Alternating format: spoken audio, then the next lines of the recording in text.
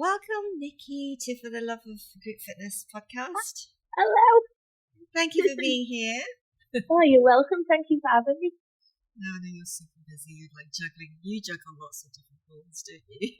Yeah, I do try. I drop them sometimes as well, but I'm very good at picking them back up. I know that's the key thing, right? We all drop things, it's not picking them back up. Yeah, because I was watching.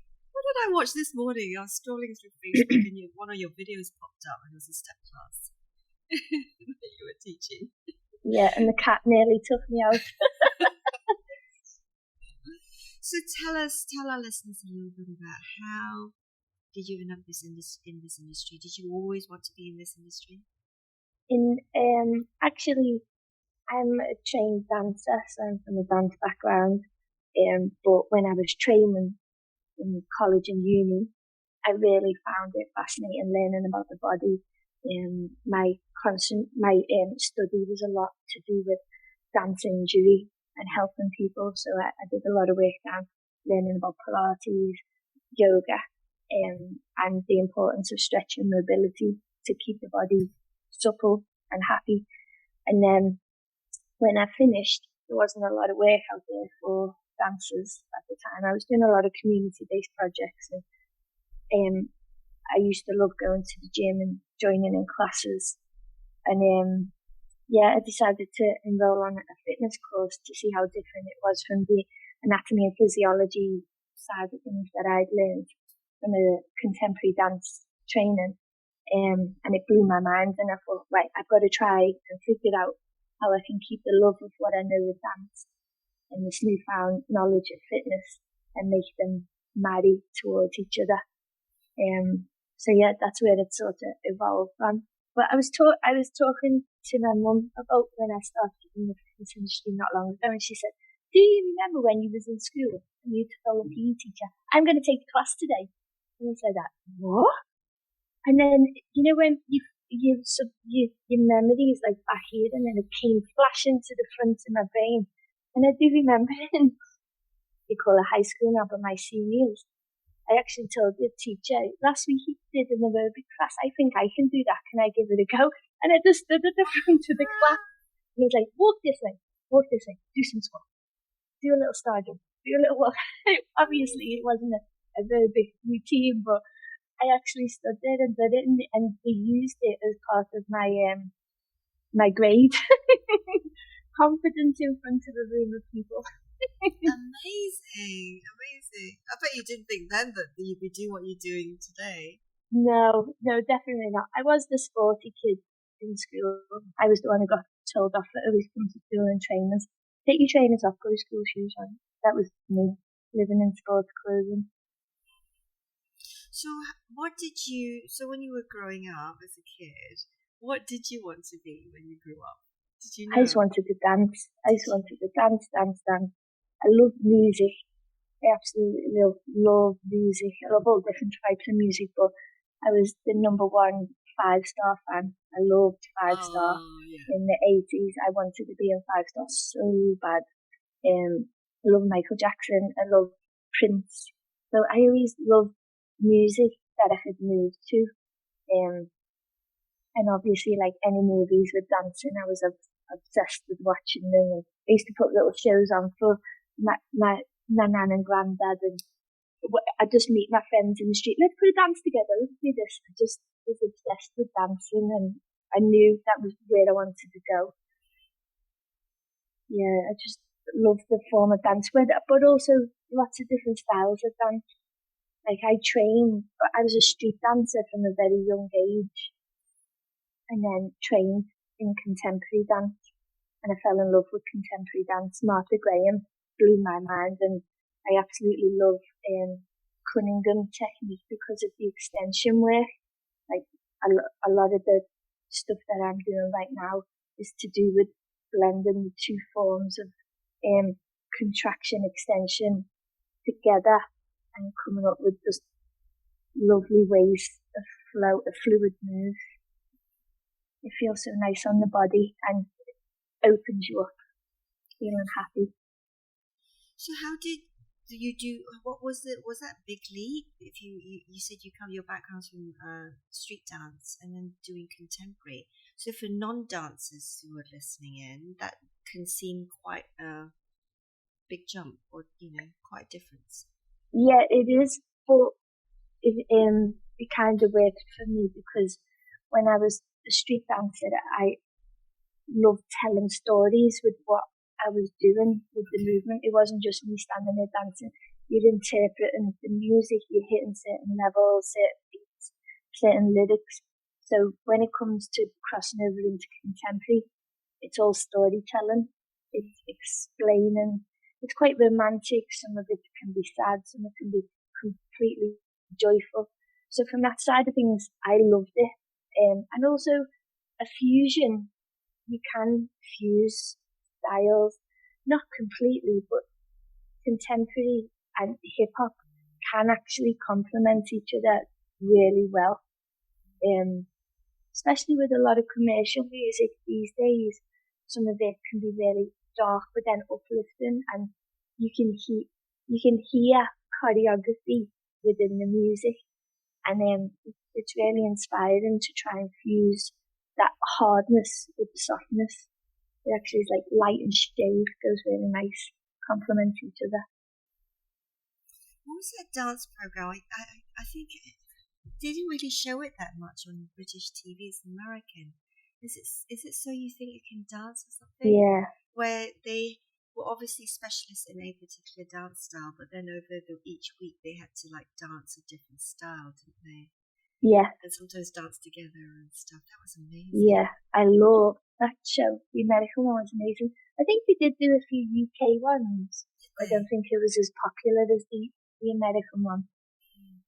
I mean, I come more from sport background. Martial arts, I just love to kick and beat people up, really. The opposite.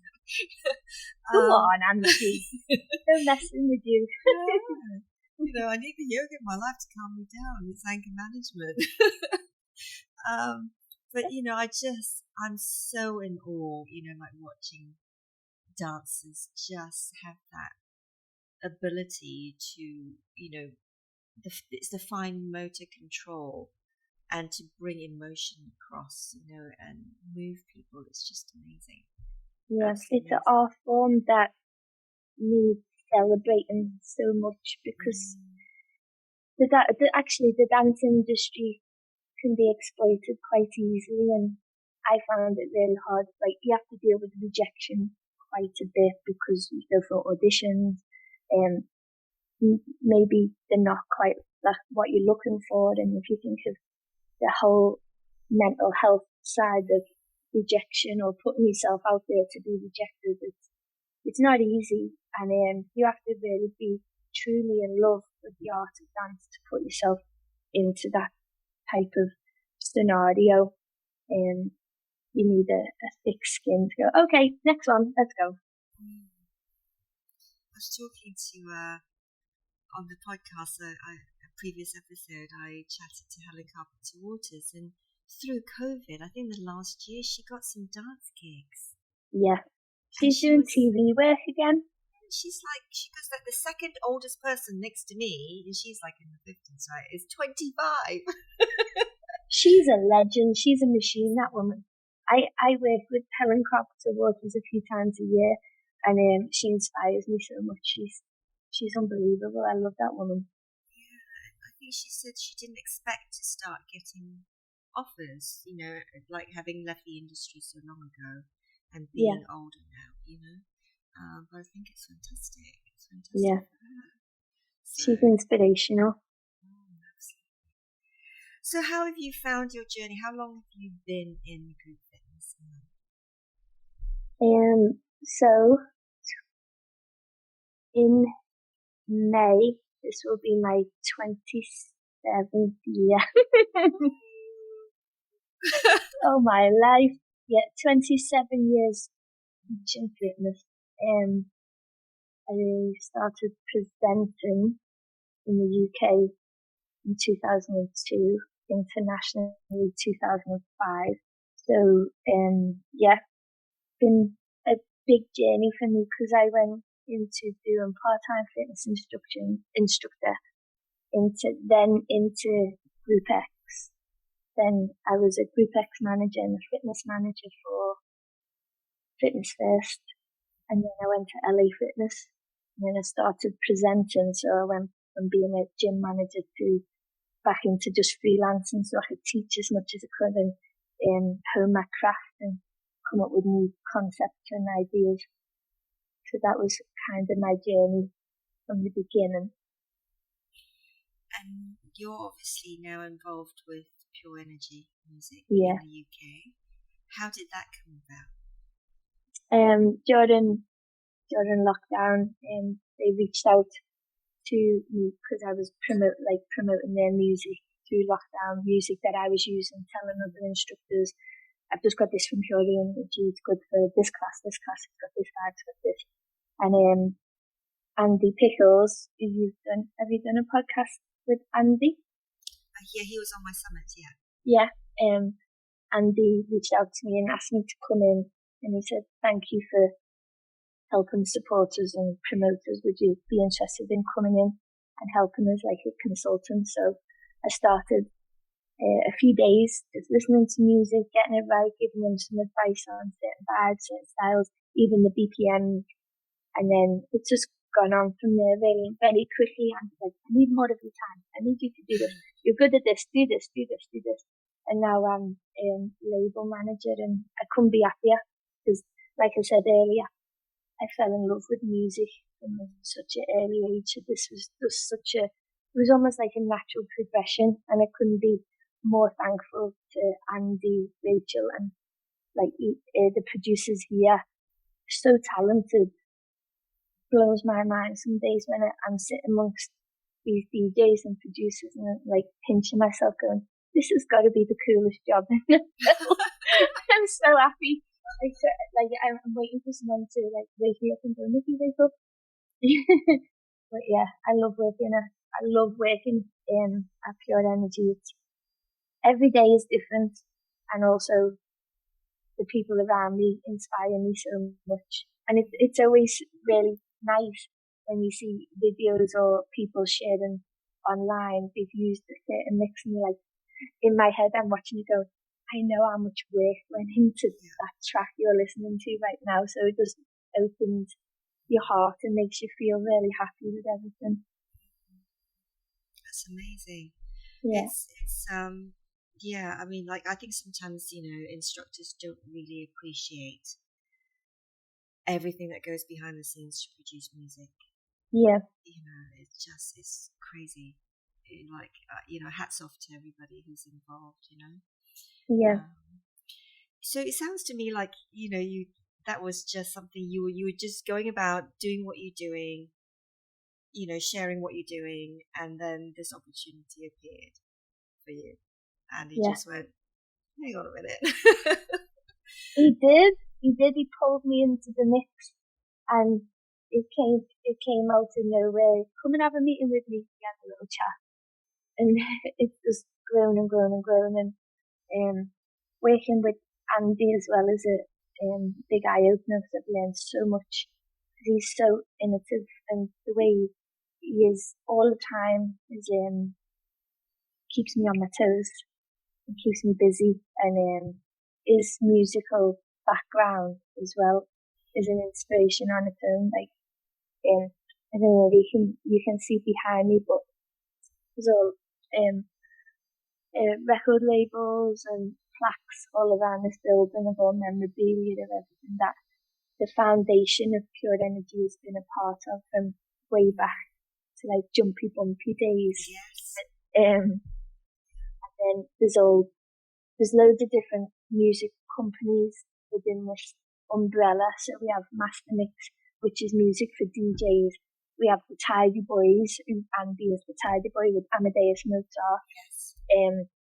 Actually, that's Anna Black right there, one of the now 31 that he worked on. So it's not just some people in a room going, right, should we work on some Latin music? What instruments we use? We've got everything from world-class hard house DJs to beautiful musicians and vocalists like Hannah Rose, who will come in and help us with our sound baths. So there's a lot of research and a a lot of skills that come from every direction, and not every mix.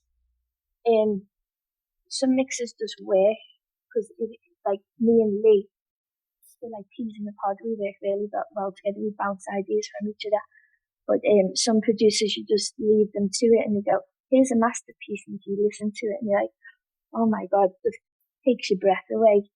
Some of the music that is written, especially the Mind Body albums, they're so eclectic, from piano, lo-fi, and then up into vocals and beats. Everything's written from scratch, literally from scratch, from a blank canvas, and then this piece of art just is worked on, and it comes across so beautifully, and I couldn't be prouder. I know I'm repeating myself a little bit, but I just want to get it across that I couldn't be prouder of Pure Energy and the music that we put out, and I just hope people appreciate it, and it grows and grows and grows, and people love it even more. Do you know, yesterday, so at the start of the year, I've agreed to do some maternity cover for someone I know, and one of the classes is the legs, bums, core, and I haven't taught that in like 9 years, right? And I was like, it's alright, it's just a maternity. Anyway, so it turned out I was in my class yesterday, and I put music on, and it was one of your Latin tracks. So I think I did disco the first week, so this is week 3. Last week was one of the 80s tracks, and then yesterday I had a bit of Latin on, and I had one gentleman in the class, elderly gentleman, right? The rest are all women. And so I said, "So what do you fancy? Do you fancy a bit of disco, a bit of, And he went, "This is good." Ooh. It was one of your Latin tracks. He goes, "This is good." I was like, "All right, well, she did Latin." Oh, we've got his approval. Yeah, his approval. All right then. He's so funny. Oh dear.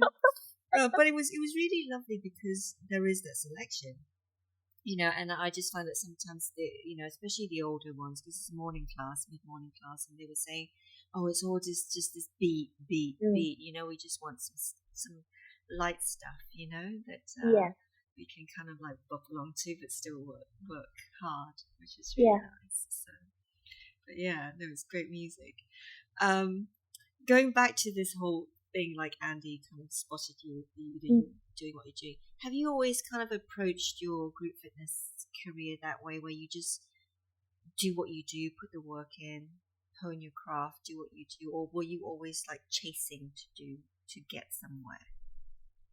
I've never been good at doing someone else's thing or choreography, or I would do training courses to fill my brain and inspire me to maybe learn new concepts. Like during lockdown, I spent the best part of 2 years training in myofascial training with Lydia Campbell.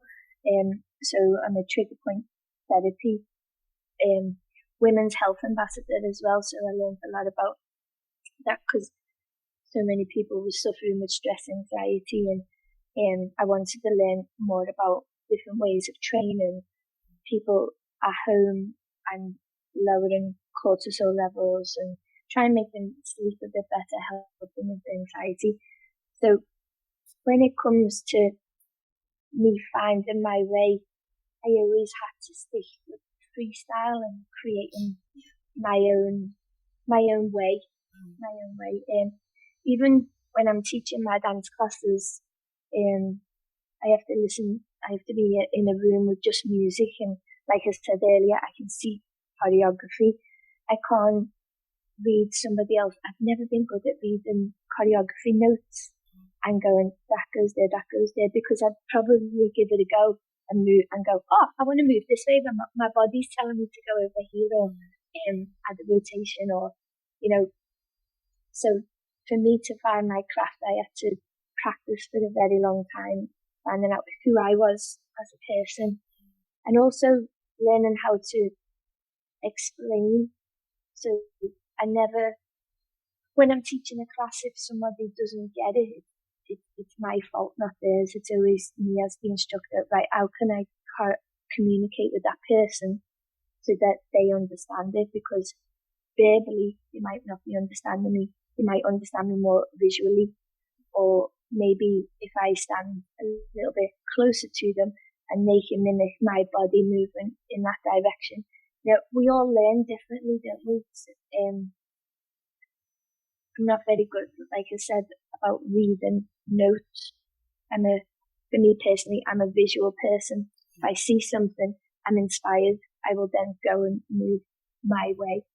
So yeah, when it comes to my own craft, especially with street dance is very personal to me because there's so many aspects of street dance, loads of different varieties.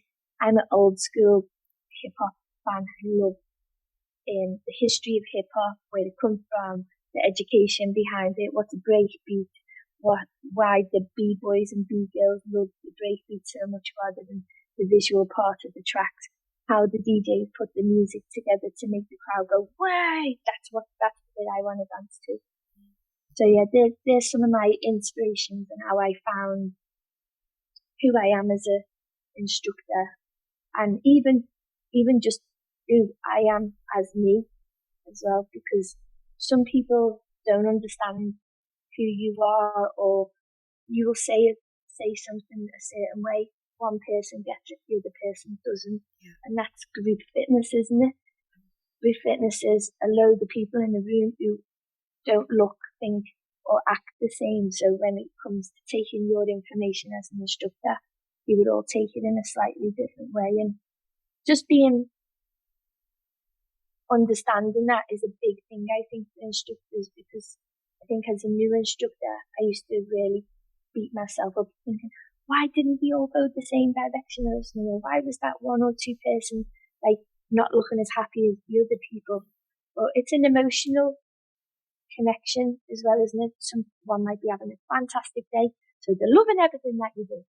Or some people have had a bad couple of days at work or family or just general life stuff, and the look on the face is not as happy as the next person, but they're just there keeping the body's motion, trying to improve the mood. But you can't take it personally because nobody knows what's going on behind the eyes or the smile, and just, as long as they've got a sweaty brow and they're all happy at the end, then instructors have done a good job. See, I think, obviously I started in the freestyle world, and then I, spent most of 20 plus years with Les Mills. Yeah. But even then, I've always said that, yes, the choreography is pre-done for you, but you still need to have your own personal brand. You need to know who you are and what you bring to it. And that's something that I think freestylers do extremely well, because you figure it out early on. Yeah. That this is me, this is the style this is how I teach, and everything else. And, that, like you say, about finding who you are. Yeah. Because that's what people buy into, isn't it? Yeah, definitely. Yeah, they do. And I've had so many people do training to become Group X, like the exercise to music, because they love joining in classes, and I've helped them like find their way. But you see them at the beginning, I want to teach that block of choreography later. You can't do that. You can try, but take inspiration from it. Maybe take like 4 counts, and then maybe increase the repetition until eventually you can bring the repetition down, and then you've got a highly choreographed piece. But I think people, once they do that, they realise how hard the job actually is. And I think sometimes there's a problem with certain training courses that people can book on without any form of qualifications, and they just go out there and think, right, I can do that, I'm going to go and do it, like, I'm off. And then they have to stand in front of a room full of people, and it's daunting. You've got people glaring at you going, come on then, let's do it. And it defeats them, puts them in an awkward position. And there just needs, I think, as the fitness industry grows, we need to go back a little bit to, you must have anatomy and physiology. You must have exercise to music. You must do these certain core things to to give you the tools and the confidence to go out and teach your very first class, rather than a little online, like not all online courses, but there's certain courses out there that I've not agreed with for a long time, because there's just no education behind it, and you're setting people up to fail. You're taking the money, giving them a few hours of movement, and then you'd expect them to know what you're doing and have the confidence to stand in front of a room full of people. And, what if little Joan over there falls over? What are you going to do? Have you been told? Have you done it? Do you even understand that? So I think from the fitness industry point of view, I would personally like us to go back to where you had to have all certain aspects of training before you let people loose on the community and the public. Yeah, I think that's the key thing, isn't it? It's like, because not everyone's come from a performing background, not everyone's an extrovert, but they all love group fitness, and it's the confidence to be able, because it's, people can be vicious, right? When you're you kind of go up there. It's like even covering a class, you're going, and you get the folded arms, and you're like, and then they look you up and down, like, who are you? Yeah. And they always compare, and how you can't compare one person to the next person. You just can't. I think I've been compared so much to other presenters, and I just don't get it, because we're all so different and we deliver different things. But I think we're just in that place, aren't we, where we have to be careful how we treat people, and we have to be careful what we say. And I'm a bit guilty sometimes, because I try to treat people. My motto is treat people how I expect to be treated. I've always lived that way. But sometimes if I'm upset, my face tells you everything. I can't hide a lot with my mug. It just tells you exactly what's going on. No matter if in my voice I'm like, "Are you okay?" Blah blah blah, but my face is just like, "Wah, not today, not today." I think so. It's also made me think, like a lot of training providers, over the last 2 and a bit years with lockdown, have obviously kept training. They've continued to train instructors across the board, from yoga to Pilates to group X, right? But there are a bunch of instructors now who've qualified in the last 2 and a bit years who've never been in front of a class. And we're talking globally, right? Because some countries, they're still under, social distancing and a lot of other stuff. So to then go from there, just being online in this online space, never having been in front of people, to like getting out there and teaching classes, it's a big jump, I think. Yeah, massive, absolutely massive. I wouldn't have the confidence to do that. No way. Like I'm a massive introvert and I'm shy, right? So I feel like I'd be useless. Yeah. So tell us about some of the stuff. Are there things that you've done in your group fitness journey that you go, do you know, I wouldn't do that again?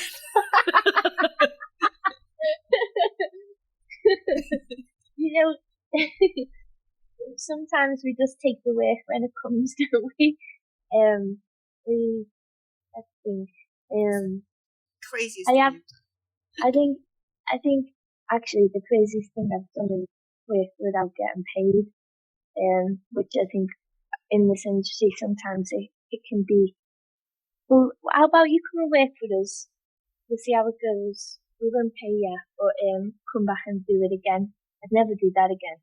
No way. And I've encouraged quite a few instructors to not even, if someone contacts you to give you work, then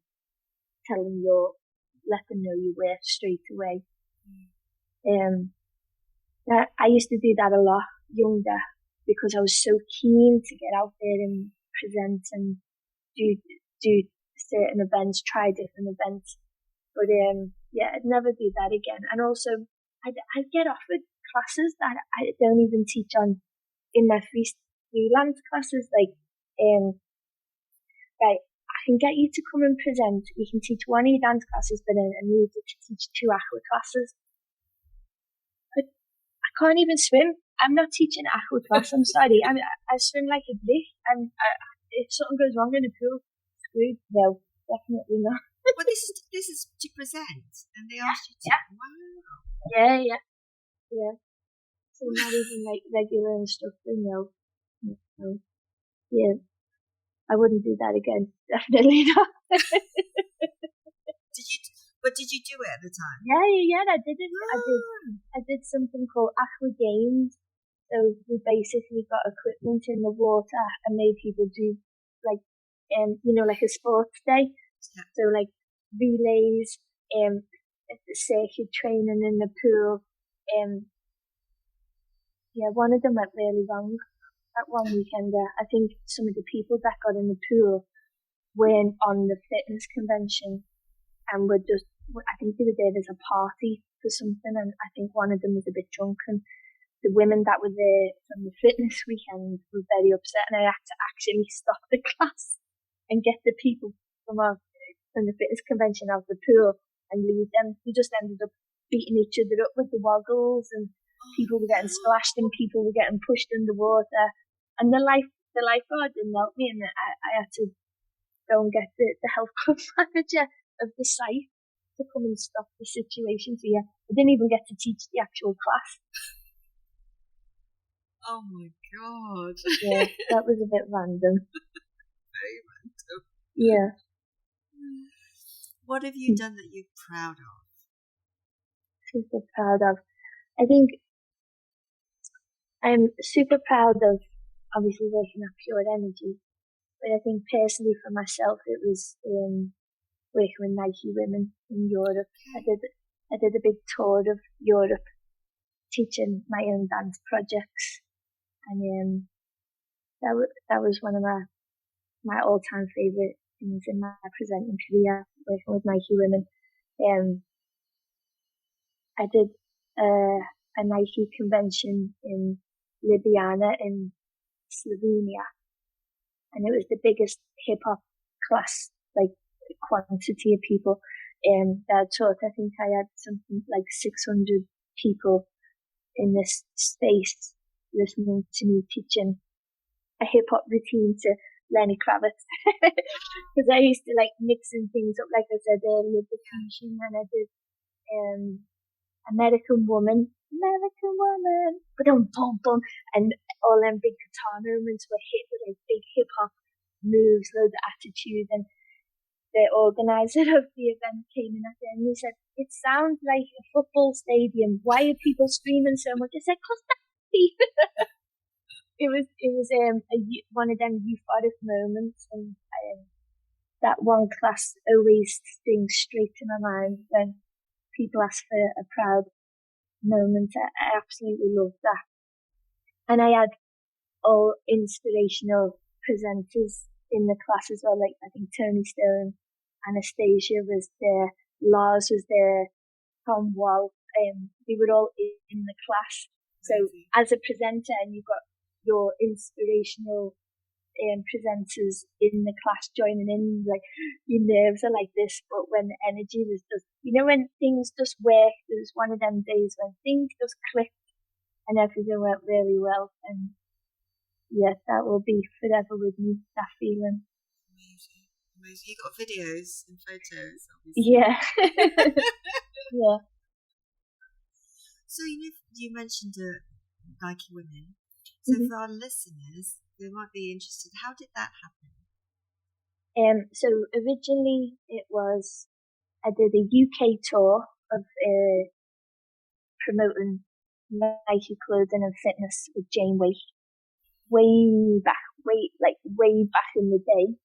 And I kept in contact with Nike, and then at IFS convention in Blackpool, the Chrysalis Promotions event, there was a guy called, what's his name, Nico, and he came as like a scout.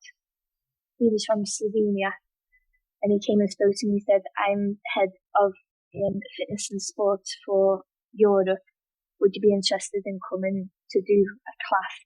And he invited me just to one, and I think he was in March. I can't remember. I think it was the weekend before the next year's Blackpool, so like it was a year in advance. So I went over there and taught 2 classes, and then at the end of that convention, he was like, right, we have this, this, this, and this. Are you interested in getting involved in all of them? And I was like, yeah, where do I sign? Tried to act all cool, but really inside I was like, screaming. And so yeah, it went from just doing one and then snowballed into a lot more. So the story is, if you're out there covering a class or you're going to a convention, always be aware that there's opportunities all around you. Just allow yourself to be open to these things, because you never know who's there ready to go, excuse me, can we have a little chat?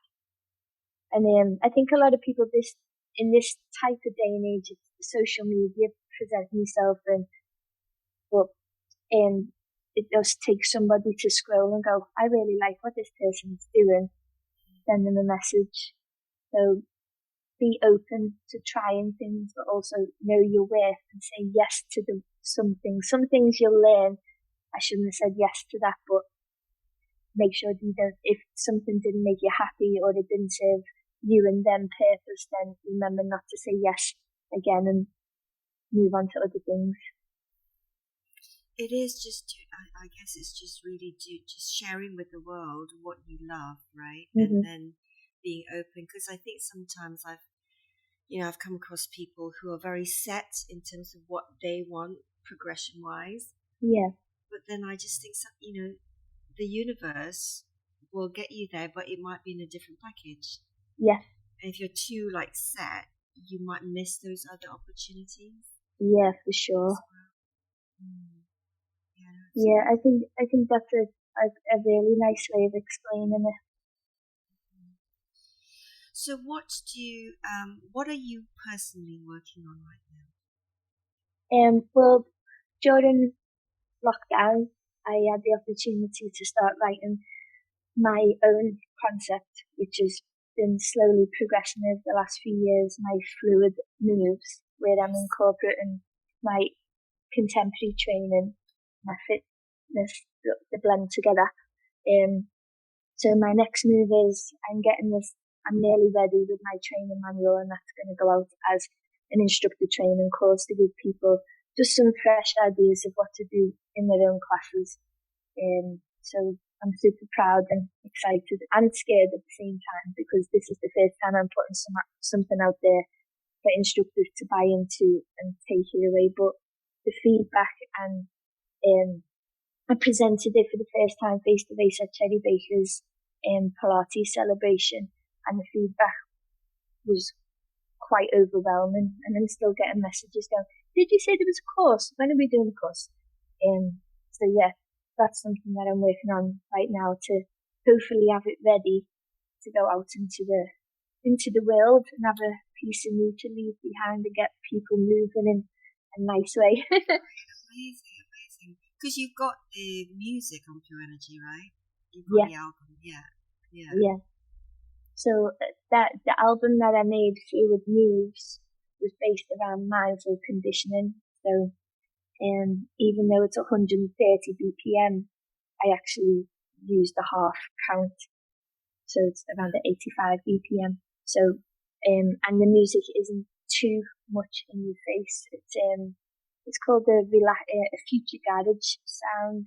So garage isn't as hard as house music, but also it has quite nice melodies and drops. A lot of light and shade, like I mentioned earlier. So it works very well for dance conditioning, even performance tracks. There's a few tracks on there that I will pick for my online dance classes and do a nice lyrical piece to it. So it's got a lot of versatility, that album, and it seems to be coming across very well to people that haven't even seen what I do to it. So yeah, I'm happy with the music. What do you having been in the industry for however long, 27 years, Yeah, let's not keep saying that number. What do you hope for the future of our industry, this industry? I hope for, Elon, I just want people to keep doing what they love and fighting for what they love, because I know there's a lot of people struggling. Well, we've got a living crisis at the minute, haven't we, with the economy, and I just want people to know the worth. I want people to do what they love and be super mindful of the people that are in front of them.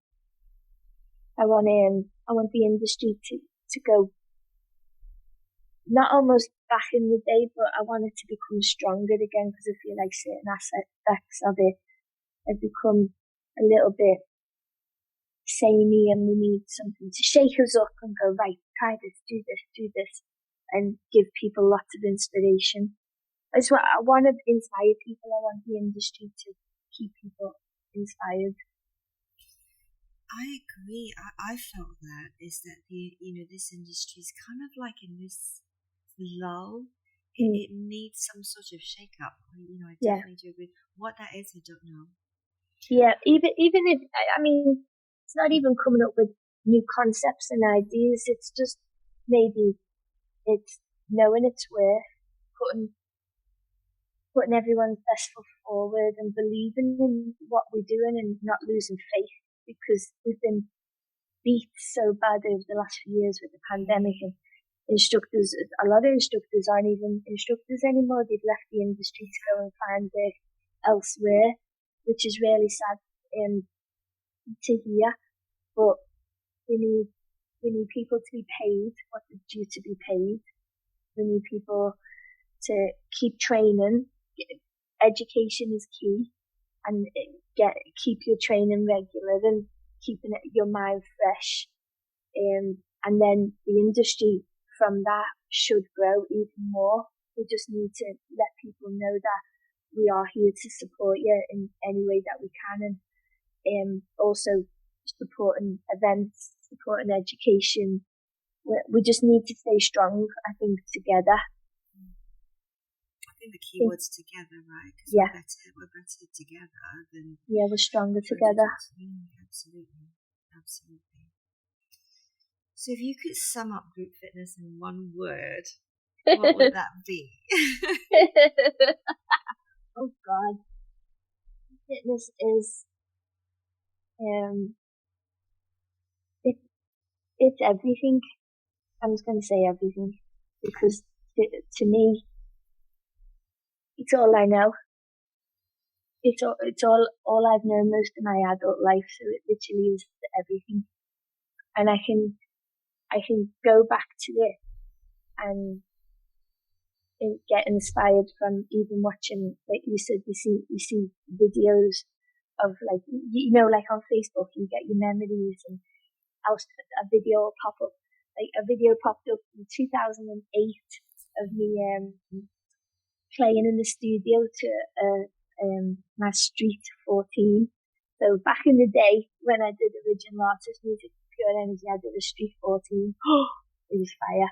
And I was playing around in the studio dancing too. So finding that inspiration from a memory video and going, bring that back to the front. What was I doing? How can I move that way again? It's amazing. I think sometimes it's nice to go back, right?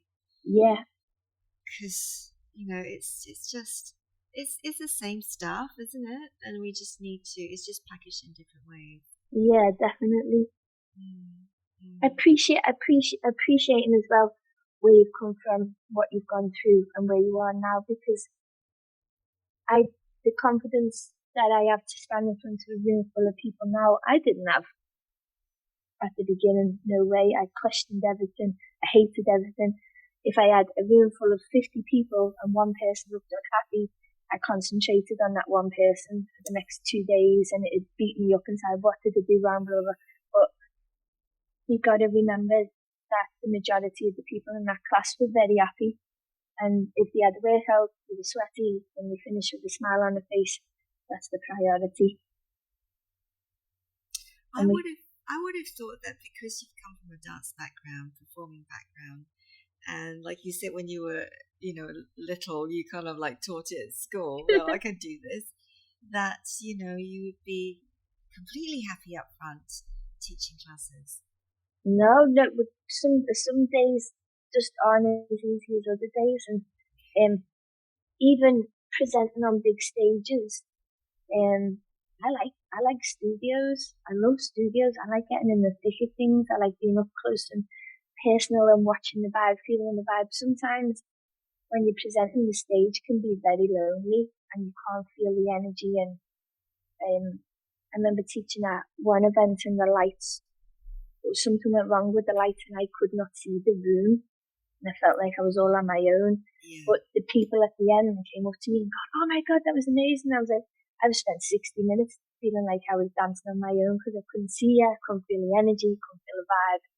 And there's little things like that. It can be lonely on a stage. And put me in the studio any day where I can get in and I can try and just get the vibe of people, even like feeling the energy is absolutely everything.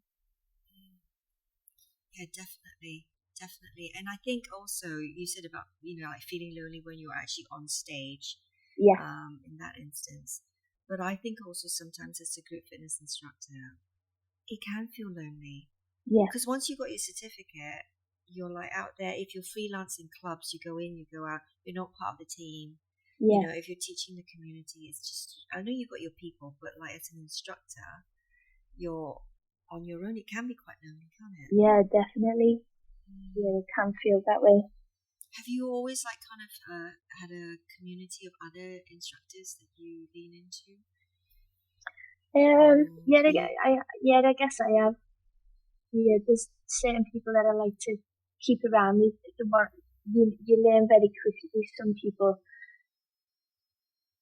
can steal your thunder quite quickly, or like what does my wife call it, a mood hoover, like people who suck the energy out of people, or people who like drama or gossip and, "Oh, I heard this about this is happening in this class and I heard this," and I don't want to know about all that, and that kind of puts you off getting too close to people. But then there's certain instructors who will support you and you support them.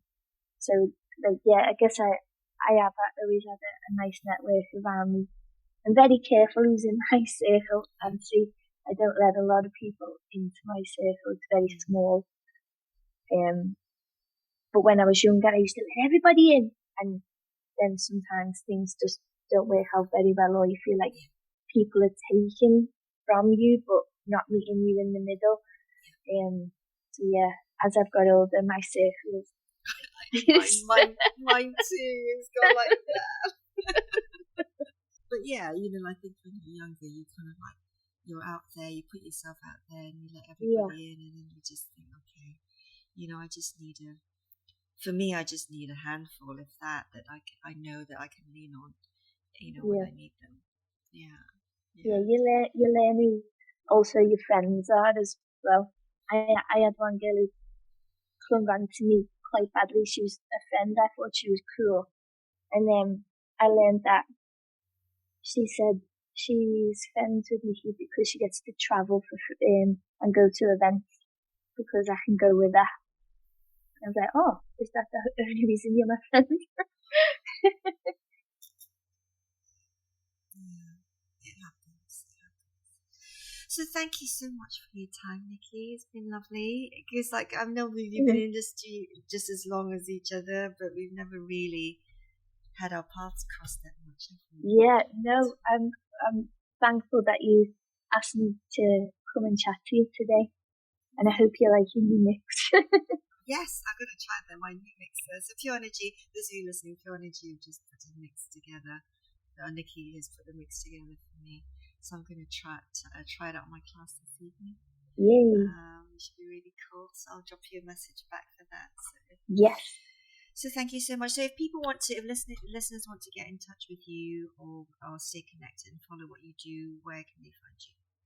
You can find me on Facebook or Instagram just under Nikkie Riozzi. I'm quite easy to find on social media, I think. So yeah, just drop me a little message, and if you have any questions or you want to ask about anything, I'm free. Awesome. Thank you so much. You're welcome.